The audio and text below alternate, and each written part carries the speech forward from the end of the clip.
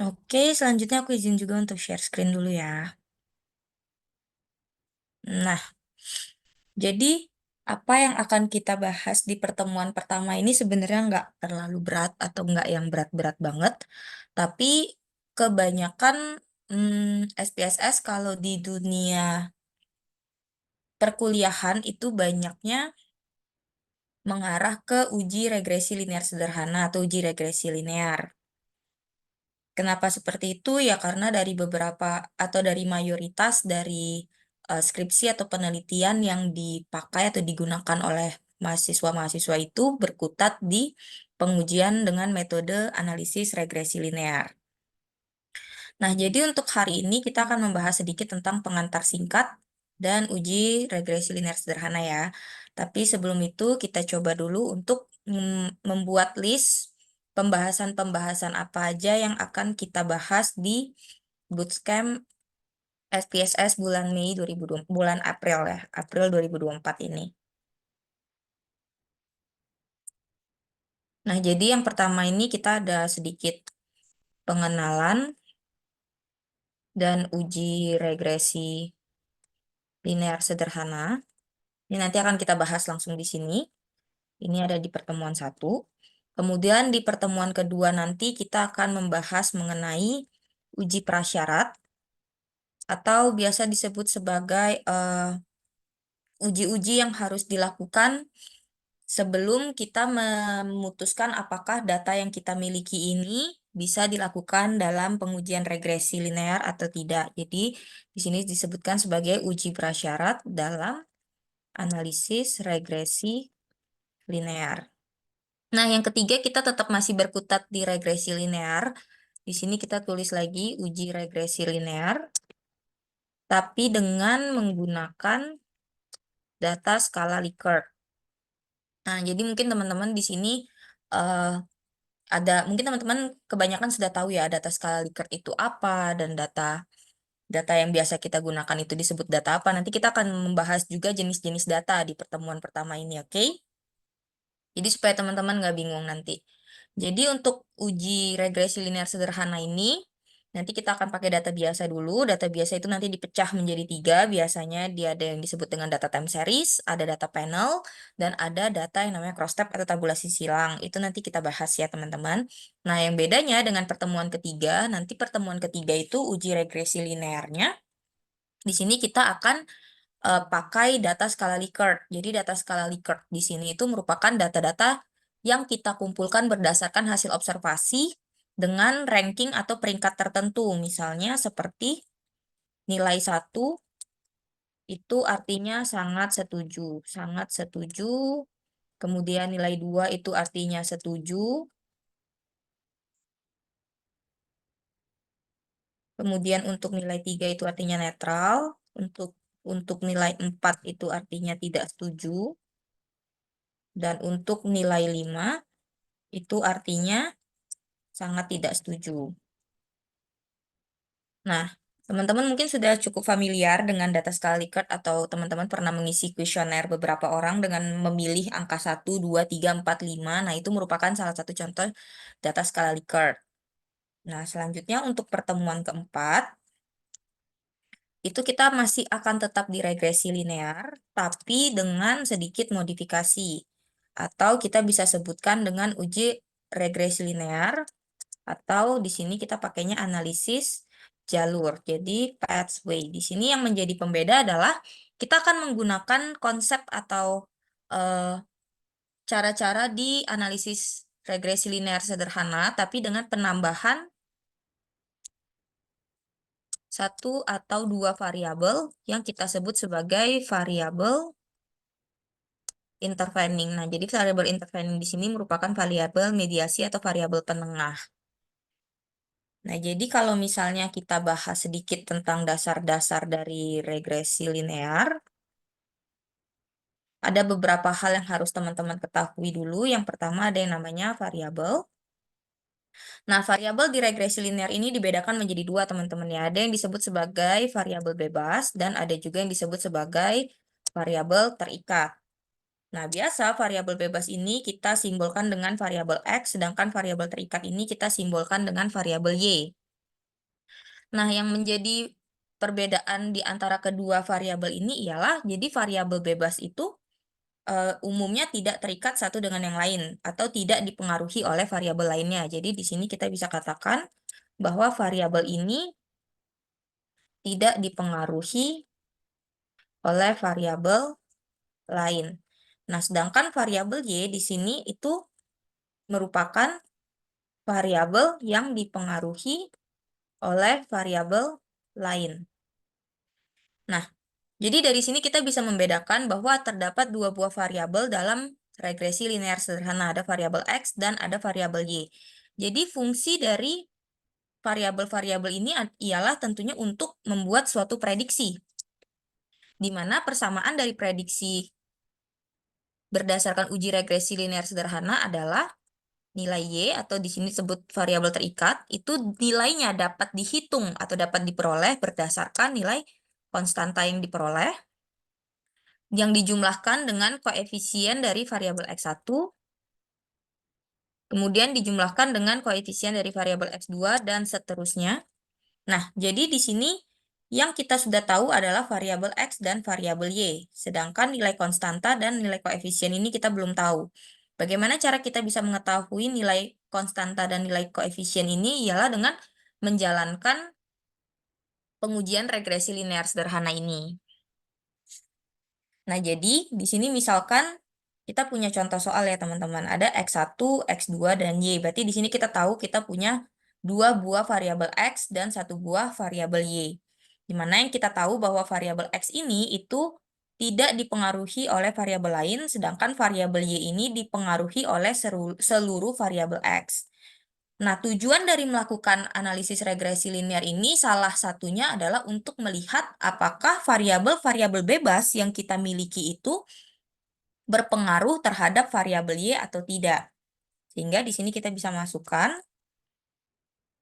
tujuan dari uji ini ialah untuk melihat salah satunya ialah untuk melihat apakah variabel X yang dimiliki berpengaruh terhadap variabel Y.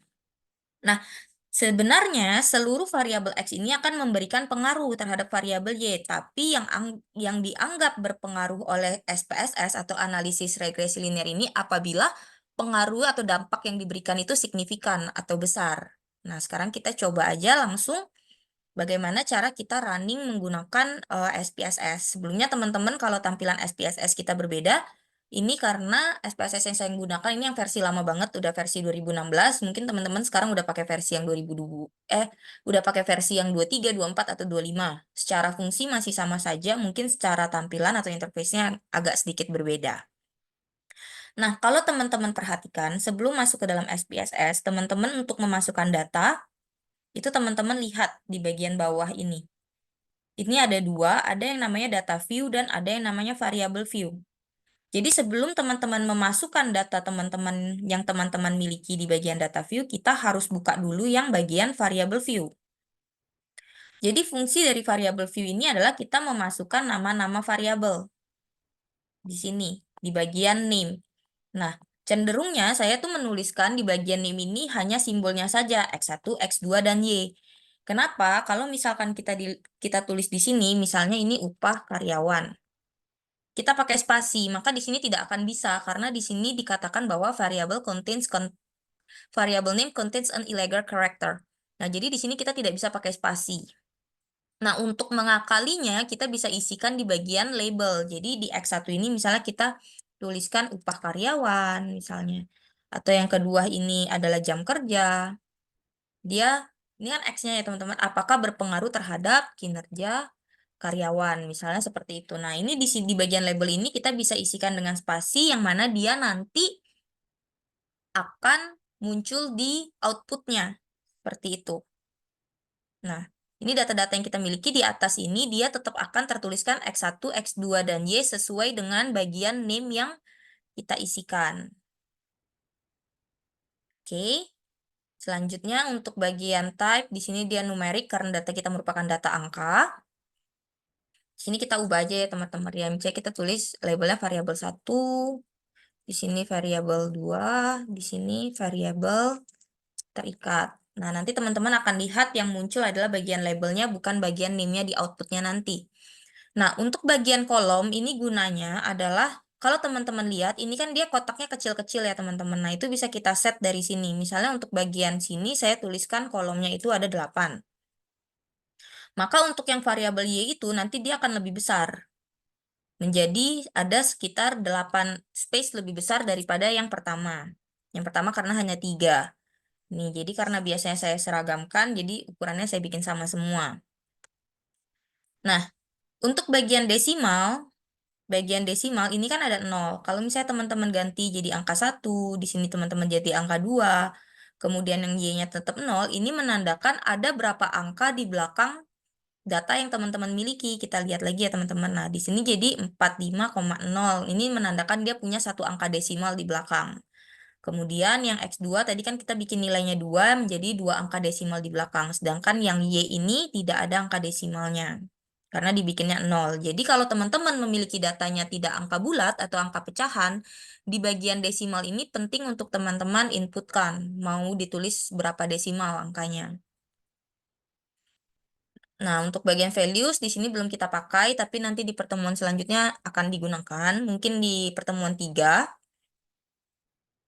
Kemudian untuk align ini sama aja kayak biasa, teman-teman bisa pilih mau rata kanan, rata kiri, atau berada di tengah. Nah, mungkin selanjutnya yang lebih penting adalah di bagian measure, karena di bagian measure ini ada 3, ada S, O, dan N, atau scale, ordinal, dan nominal. Sini saya tuliskan dulu, ada scale, ordinal, dan nominal. Oke, jadi di sini ada fungsinya masing-masing. Kalau untuk yang scale, di sini kita gunakan untuk data-data kita yang merupakan susunan angka, namun dia tidak memiliki level atau tidak memiliki tingkatan. Oke, dia tidak punya tingkatan, seperti data-data yang kita miliki. Kemudian untuk yang ordinal, ini juga sama masih memiliki susunan data atas angka-angka saja, tapi yang menjadi pembeda adalah dia memiliki tingkatan. Nah, contohnya seperti data skala Likert. Data skala Likert itu kan ada levelnya. Yang satu artinya paling tinggi, sangat setuju, nilainya paling besar misalnya, sedangkan yang 5 itu yang paling rendah, sangat tidak setuju, seperti itu. Nah, jadi nanti ketika kita menggunakan data skala Likert, bagian measure-nya kita ubah menjadi ordinal. Oleh karena sebab data kita ini bukan data skala Likert, jadi kita pakainya scale. Sedangkan untuk yang nominal di sini adalah data-data apapun selain angka. Jadi dia bukan data angka ya teman-teman, dia entah itu kalimat, entah itu mau kata-kata. Nah, itu pakainya yang nominal.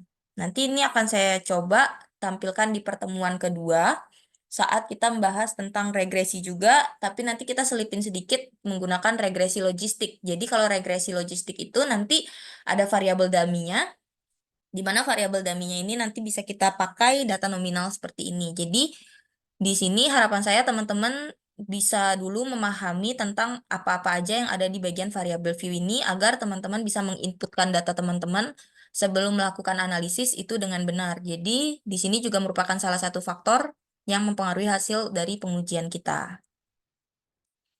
Oke. Nah, sekarang kita lanjut. Untuk bagian data view, ini kita tinggal copy paste aja dari data yang kita punya. Misalnya teman-teman dikasih soal oleh dosen disuruh untuk melakukan uji analisis regresi. Nah, di sini kita drag ke paling bawah. Di data kita, jumlah data kita itu ada tadi, data kita ada 70 yang menandakan bahwa kita memiliki 70 sampel yang akan kita gunakan dalam penelitian ini. Nah, kalau dalam pengujian regresi cukup gampang, kita tinggal masuk ke analyze, regression, lalu kita masuk ke bagian linear. Seperti ini. Nah, kemudian di sini kalau teman-teman lihat itu ada tulisan dependent. Nih, dependent. Nah, di sini ada independent. Jadi, kata lain dari variabel bebas dan variabel terikat adalah variabel independent dan variabel dependent.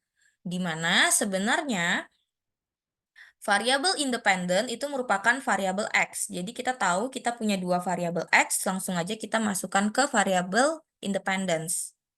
Nah, sedangkan variabel terikat atau variabel Y itu sering juga disebut dengan variabel dependent karena dia bergantung dari variabel-variabel bebas. Oke. Kemudian ini bisa langsung kita klik OK, kita running. Nah, maka di hasil outputnya, ini kita lihat bersama-sama, kita clear dulu. Di hasil outputnya itu nanti akan muncul seperti ini. Nah, kalau teman-teman lihat di bagian sini, oke, sebentar saya drag dulu. Nah, kalau teman-teman lihat di bagian sini, misalnya di tabel ini ya, tabel ANOVA, nanti kita akan coba untuk interpretasikan semua tabel-tabel yang ada di sini. Nah, di sini teman-teman lihat tidak ada lagi tulisan X1, X2, dan Y. Tapi di sini sudah tergantikan dengan variabel 2, variabel 1, dan variabel terikat. Nah, itu berdasarkan dengan yang kita isikan tadi di bagian variabel view sini. Nah, jadi labels ini kata-katanya itu yang akan muncul di output. Sedangkan yang bagian name ini akan muncul di data view sini. Oke, cukup paham ya teman-teman terkait variabel view dan data view. Nah, sekarang kita masuk lagi ke outputnya. Di sini, di sebelah kiri, kalau teman-teman perhatikan, di sebelah kiri ini ada yang namanya kolom log. Jadi kalau misalnya teman-teman ngerunning terlalu banyak, itu kan untuk nge-scroll di bagian sini cukup sulit ya teman-teman, karena dia akan kebanyakan dan nyampur jadinya. Nih, ini kan mumpung cuman dikit, jadi kita bisa scrollnya langsung cepet nih. Tapi kalau misalnya teman-teman lagi ngejalanin data yang cukup banyak, terus uji yang digunakan cukup banyak, masih ada uji prasyarat dan lain sebagainya, ini akan cukup panjang dan memakan waktu teman-teman untuk memperhatikan satu-satu. Jadi teman-teman sebenarnya bisa langsung klik di bagian kiri ini. Di sini ada table lognya, teman-teman misalnya mau langsung lihat ke table ANOVA, tinggal klik aja, nanti dia langsung mengarahkan ke table ANOVA pengujian regresi. Jadi ini juga bisa ditutup. Kalau teman-teman ada ngelakuin beberapa regresi, itu nanti bisa diedit namanya, misalnya regresi 1, regresi 2, dan lain sebagainya. Saya teman-teman mau lihat ke model summary. Nah, nanti di sininya akan muncul panah merah yang menunjukkan ke arah ini. Ke arah yang teman-teman klik di bagian lognya. Jadi teman-teman nggak perlu scroll jauh-jauh, cukup klik aja di bagian lognya. Nanti akan muncul seperti ini. Oke. Nah, sekarang kita sudah punya hasilnya. Di sini bisa kita copy dan kita masukkan ke dalam PPT untuk membahas hasil dari pengujian singkat kita ini. Nah, ini adalah data atau hasil yang kita punya. Tapi sebelum itu, teman-teman, sebelum kita memasuki ke dalam interpretasi masing-masing hasil yang kita peroleh, kita perlu membuat yang namanya hipotesis. Berarti ini kita drag dulu, kita buat dulu yang namanya hipotesis. Jadi hipotesis ini itu sebenarnya adalah dugaan sementara dari para peneliti. Nah, biasanya kalau mungkin teman-teman sering mendengar hipotesis itu berdasarkan dari tinjauan pustaka yang kita dapat nih. Oh, kalau hasilnya A berarti seperti ini. Oh, kalau ini berarti seperti itu. Nah, berbedanya kasus dalam statistik, hipotesis itu selalu menunjukkan kedua arah. Maksudnya kedua arah adalah hipotesis yang hipotesis 0 dan hipotesis alternatif. Nah, jadi dia ada dua nih, hipotesis yang mengarah ke arah negatif atau hipotesis yang mengarah ke arah positif. Maksudnya mengarah ke arah negatif dan mengarah ke arah positif ialah ini hipotesisnya tuh menyetujui atau tidak menyetujui, atau ini hipotesis yang membenarkan atau yang tidak membenarkan. Jadi, untuk statistik ini kita selalu memiliki dua hipotesis. Nanti untuk bagaimana cara kita menentukan hipotesis mana yang menjadi kesimpulan kita, itu berdasarkan dari uji statistik yang kita lakukan. Nah, itu merupakan salah satu bentuk dari pengujian kuantitatif, yaitu menggunakan metode analisis, statistik, dan juga menggunakan hipotesis. Nah, di sini kita sudah tahu bahwa terdapat dua buah hipotesis, yaitu hipotesis 0 dan hipotesis alternatif.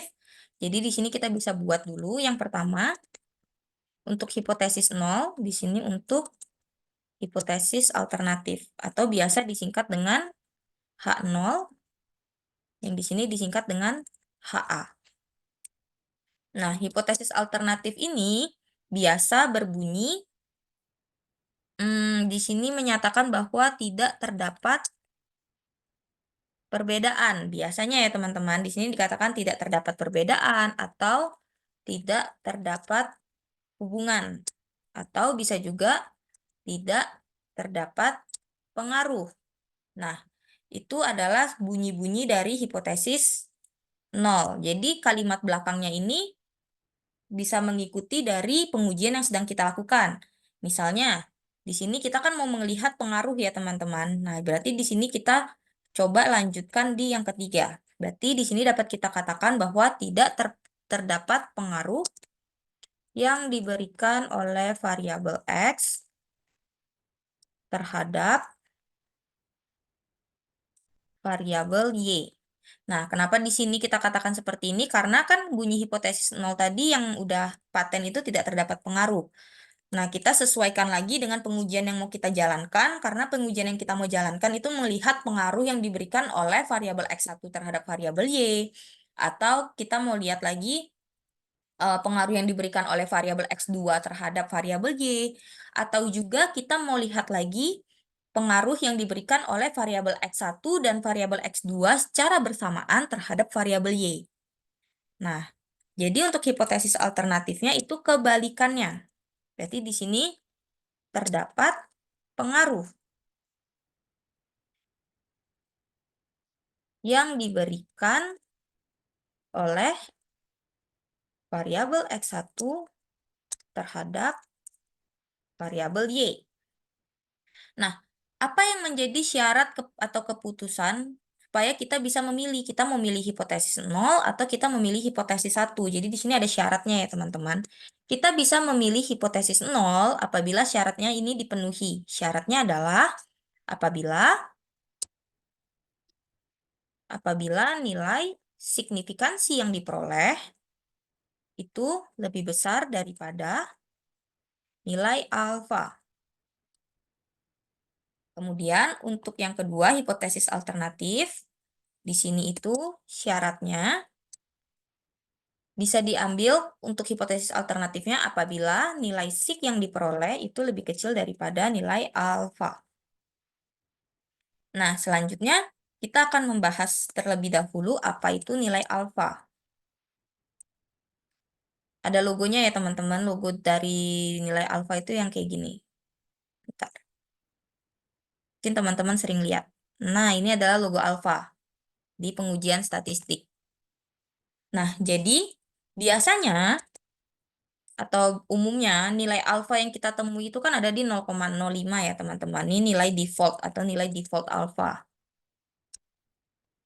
Nah, nilai default ini tidak datang serta-merta langsung tiba-tiba 0,05. Nah, jadi nilai 0,05 default ini dia punya sejarahnya atau dia punya kisah atau ceritanya kenapa bisa dapat nilai 0,05. Jadi biasanya kalau nilainya 100% itu kan artinya dapat dipercaya seutuhnya.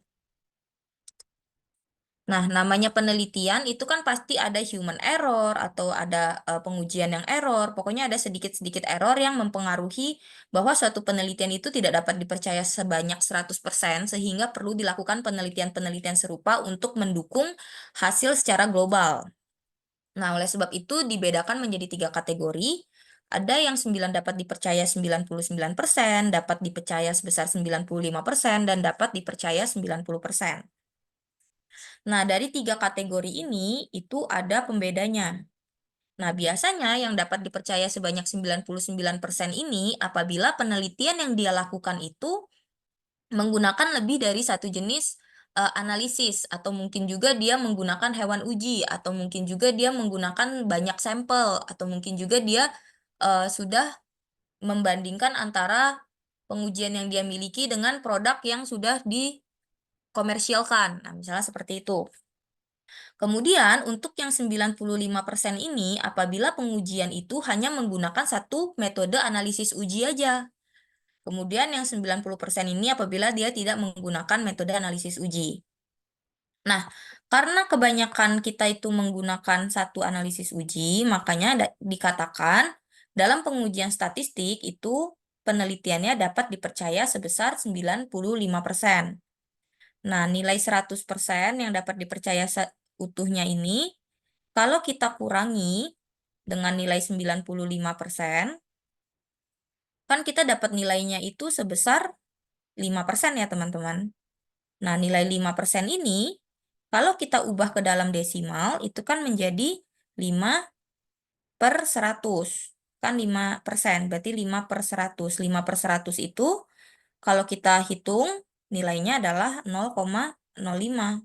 Jadi, kenapa nilai defaultnya 0,05, teman-teman sudah bisa menjelaskan. Jadi, kalau misalnya nanti dalam skripsi atau misalnya teman-teman lagi sidang skripsi, teman-teman ditanyakan, kenapa kamu bisa menentukan nilai alfamu itu 0,05? Kenapa nggak pakai 0,01 atau 0,1?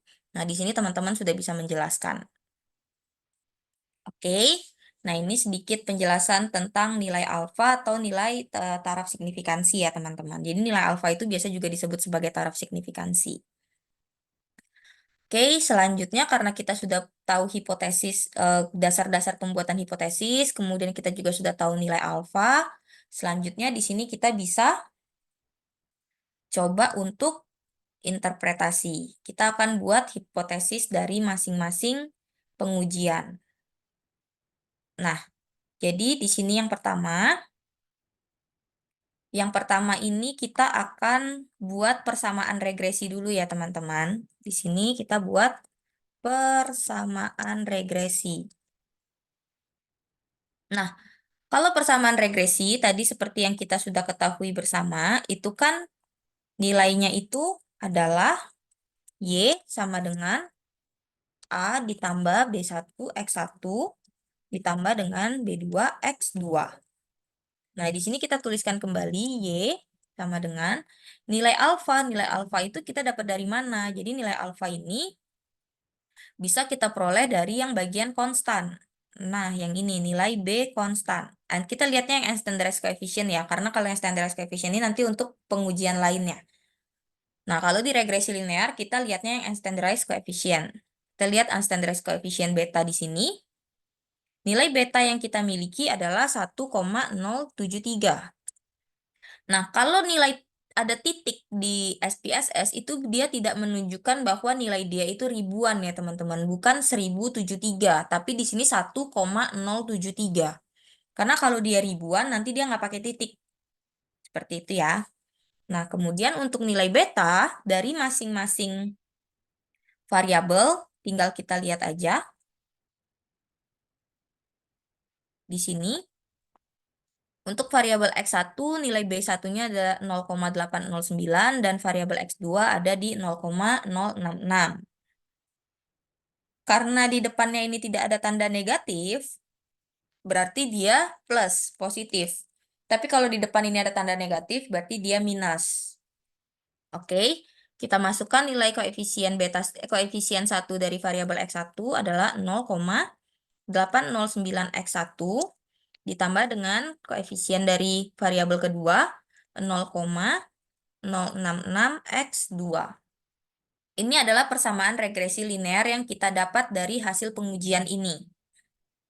Jadi kita dapat ketahui nilai Y itu sebesar nilai 1,073 yang ditambahkan dengan 0,809 dikalikan dengan nilai X1, kemudian ditambahkan dengan 0,066 yang dikalikan dengan X2. Nah, jadi di sini kita akan pecah satu-satu, kita akan bahas sendiri-sendiri. Apa itu maksudnya dari nilai? Yang pertama nilai konstanta, kemudian kita akan mempelajari tentang tanda di sini, pengaruh positif dan pengaruh negatif itu apa. Oke, jadi kita akan bahas dulu. Kalau untuk nilai konstanta, di sini, atau nilai 1,073 ini, atau nilai konstanta A ini, itu menunjukkan nilai tetap si variabel Y.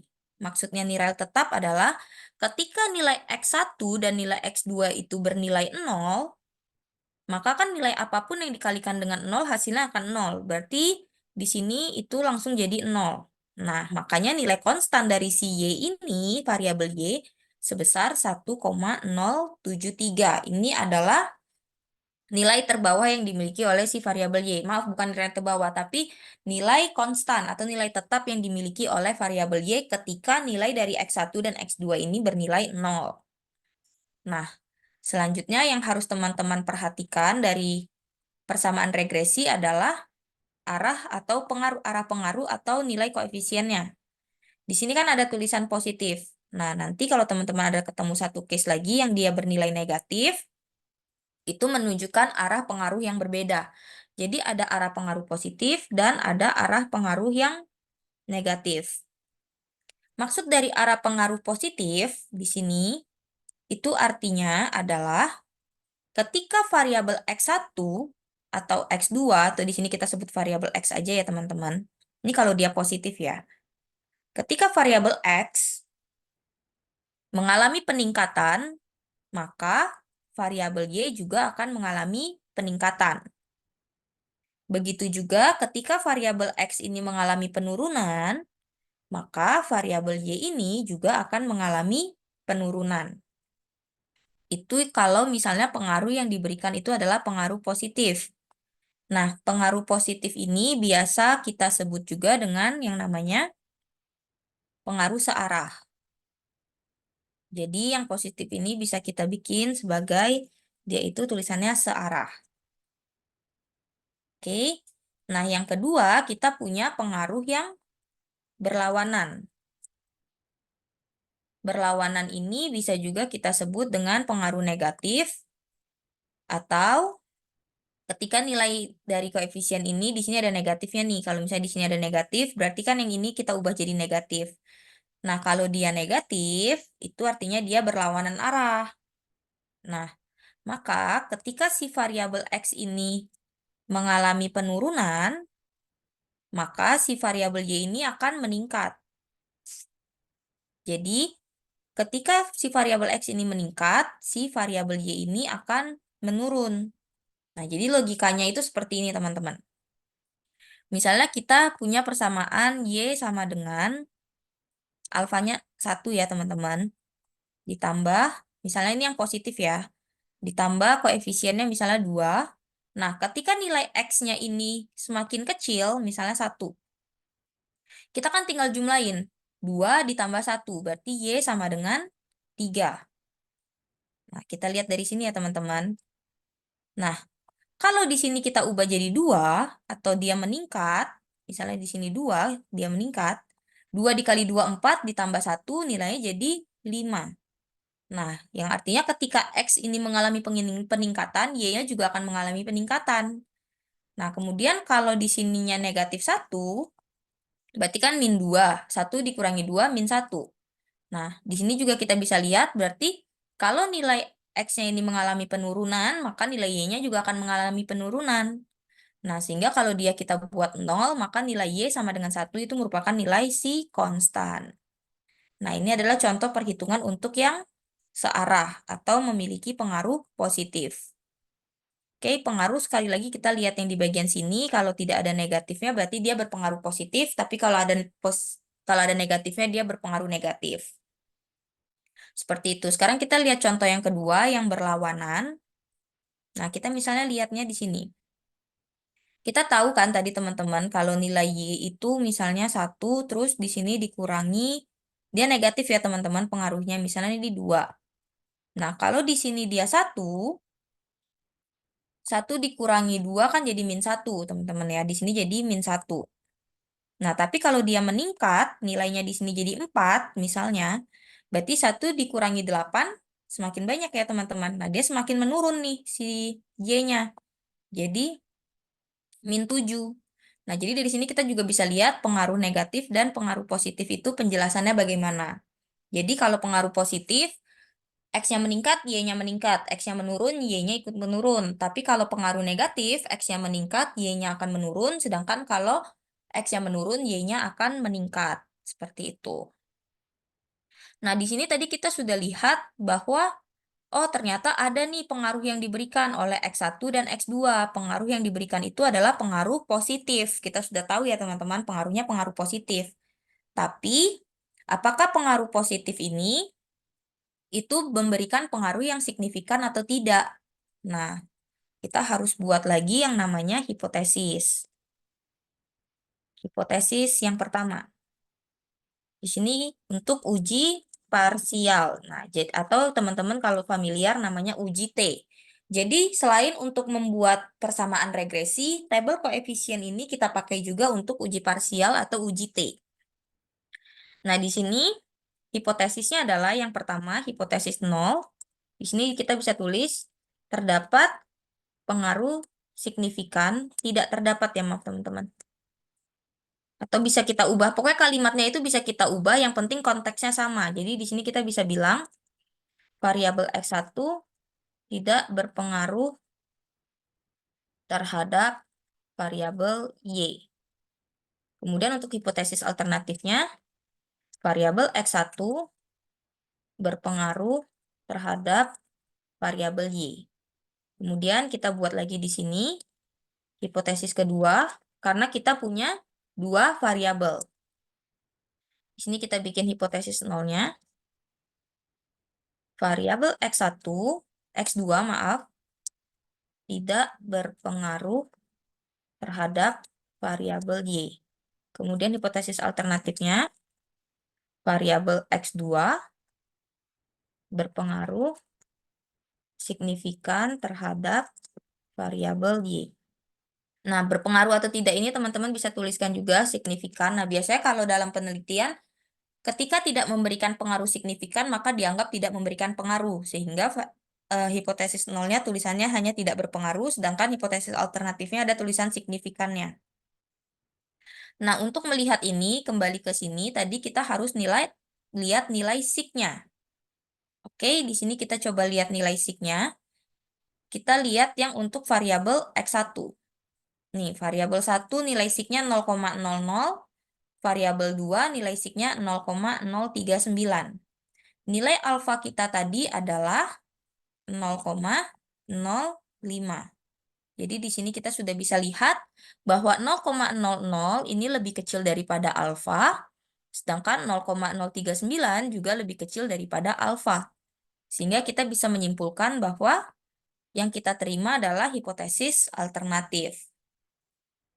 Nah, sehingga di sini kita langsung bisa bikin kesimpulan atau interpretasi menjadi seperti ini. Ini kita bikin interpretasi. Nah, berdasarkan dari nilai sig yang kita peroleh, hipotesis ini untuk variabel X1 dulu ya, teman-teman. Hipotesis yang diterima adalah hipotesis alternatif, sehingga dapat disimpulkan bahwa variabel X1 memberikan pengaruh apa nih tadi? Pengaruh positif, karena arahnya positif ya teman-teman, bukan arah yang negatif. Kan kita tahu dari nilai koefisiennya tadi. Memberikan pengaruh positif signifikan terhadap variabel Y. Nah, begitu juga dengan X2. Langsung aja kita bikin. Nih, kita gedein dulu. Hipotesis yang diterima adalah hipotesis alternatif juga. Sehingga sama aja teman-teman, dapat disimpulkan bahwa variabel X2 memberikan pengaruh positif signifikan terhadap variabel Y. Seperti itu. Sebenarnya untuk regresi linear ini tidak terlalu sulit ya teman-teman.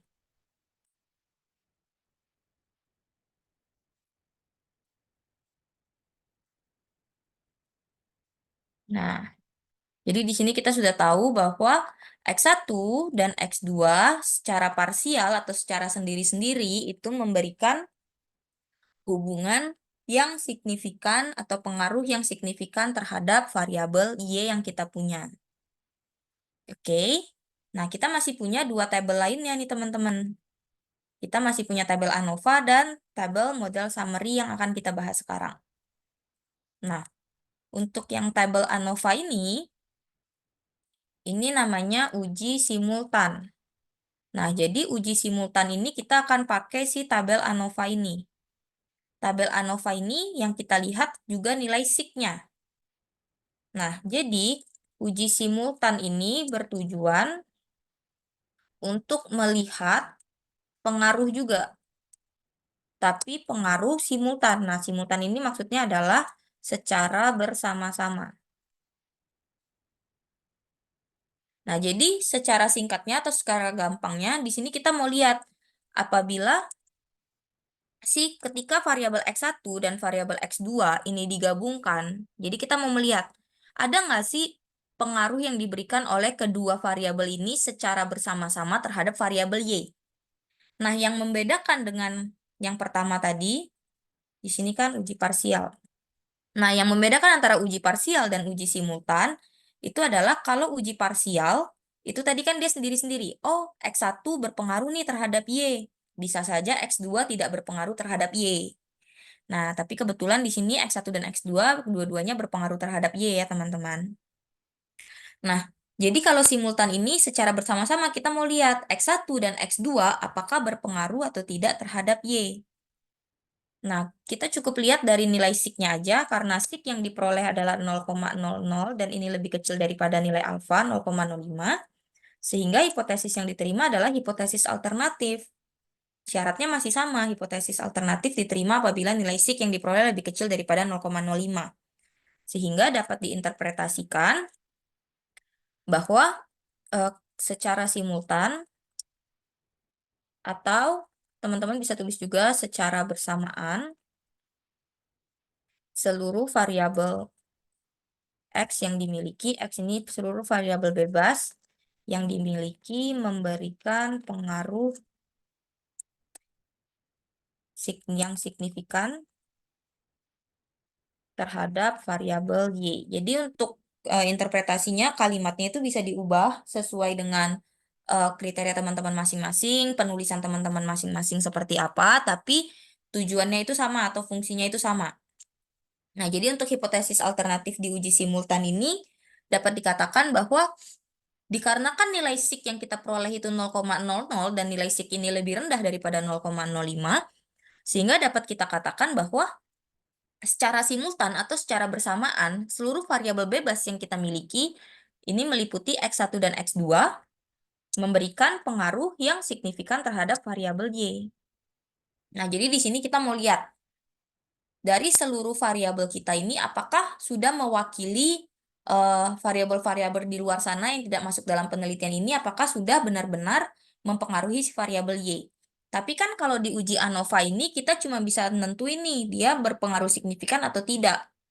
Nah, sekarang untuk yang ketiga, kita akan bahas yang model summary. Nah, kalau di model summary ini, kita bisa melihat seberapa besar sih pengaruh yang diberikan oleh si kedua variabel X itu. Namanya koefisien determinasi. Nah, ini kita masukin tabelnya dulu.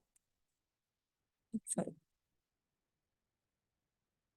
Nah, di sini kita lihat tabel yang bagian R square. Yang bagian ini.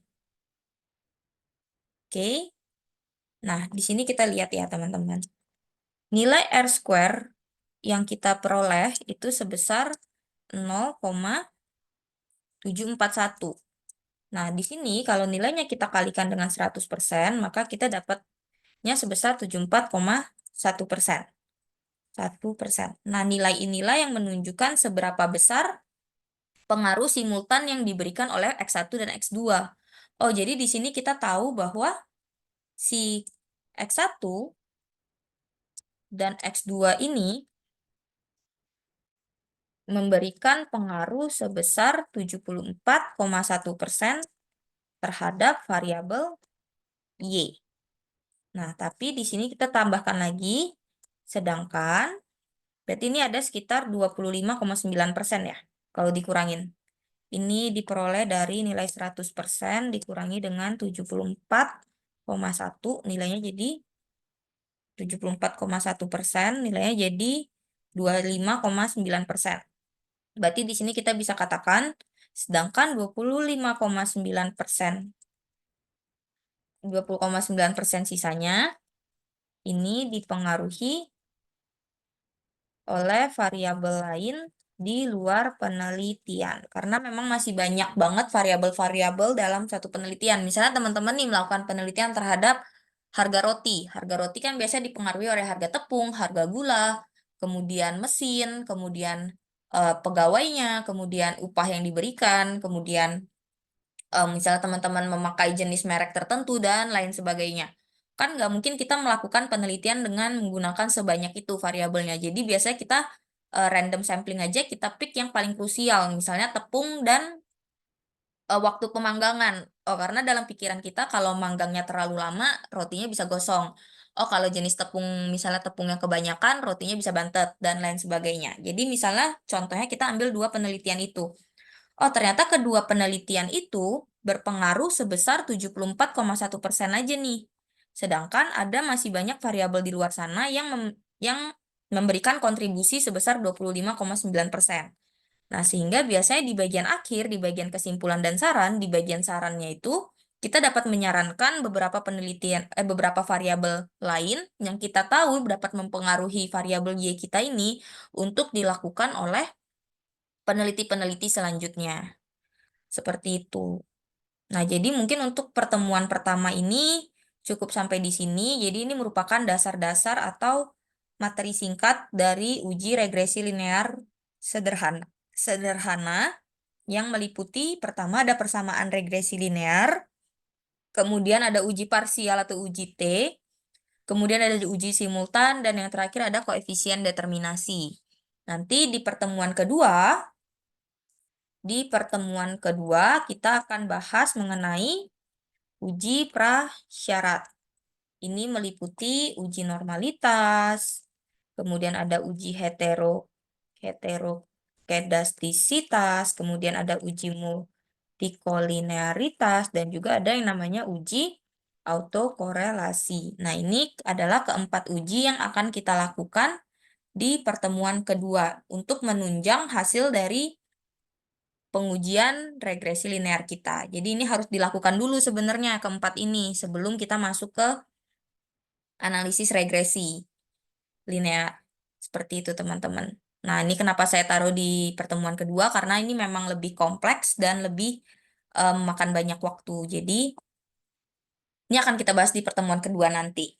Oke teman-teman, kalau masih ada yang belum dimengerti, teman-teman boleh bertanya. Saya izin untuk stop share screen dulu.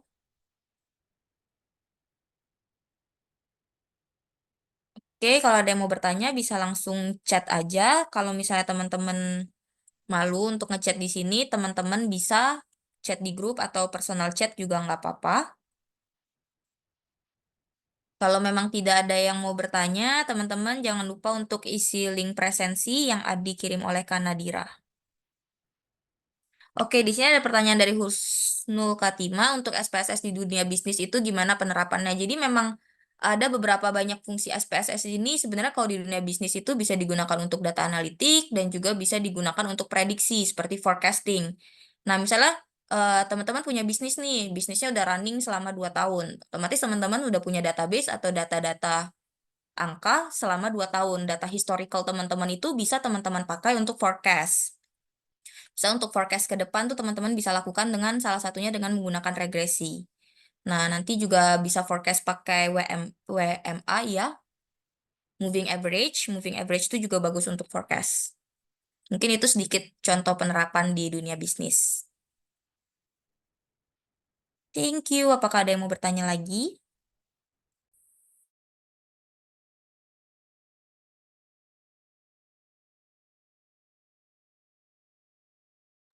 Oke, kalau memang udah nggak ada, kelasnya akan kita akhiri sebentar lagi. Teman-teman jangan lupa untuk klik link presensi yang dikirim oleh Kak Nadira. Selamat malam teman-teman semua. Terima kasih.